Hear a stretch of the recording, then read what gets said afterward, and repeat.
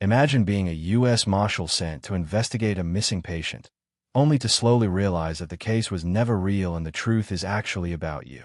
That's exactly what happens in Shutter Island.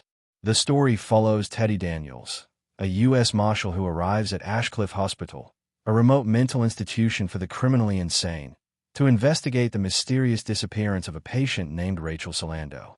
From the moment he steps onto the island, something feels off. The staff acts strange, the doctors seem too calm, and no one gives a clear answer. Rachel supposedly vanished from a locked room with no way out, which makes Teddy suspect that something much bigger is happening, possibly illegal experiments on mind control conducted by the hospital. As he continues the investigation with his partner Chuck, Teddy starts experiencing disturbing flashbacks of his past, especially about his wife Dolores, who died in a fire set by a man named Andrew Latis. Teddy becomes obsessed with finding Latis, believing he is somewhere on this island, but his memories begin to blur with reality, and it becomes harder to tell what is real and what is not. Things get even more confusing when Teddy discovers a cryptic note saying the law of 4, who is 67, since there are supposed to be only 66 patients on the island, which makes him believe that someone's identity is hidden, possibly a dangerous person being secretly kept there.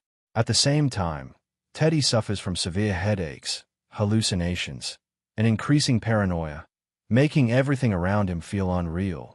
Even his own partner starts to feel suspicious. Then comes a shocking twist that changes everything. Teddy is not a U.S. Marshal at all. His real name is Andrew Latis, the very man he has been searching for. His wife Dolores was mentally unstable and tragically drowned their 3 children, and in a moment of shock and rage, Andrew killed her. Unable to accept this painful truth, his mind created a false identity, Teddy Daniels, where he becomes a hero investigating a case instead of facing his guilt. The entire investigation was actually a carefully planned role-play by the doctors to help him confront reality. In the end, Andrew seems to accept the truth, but in the final scene, he appears to forget everything again, or maybe he doesn't.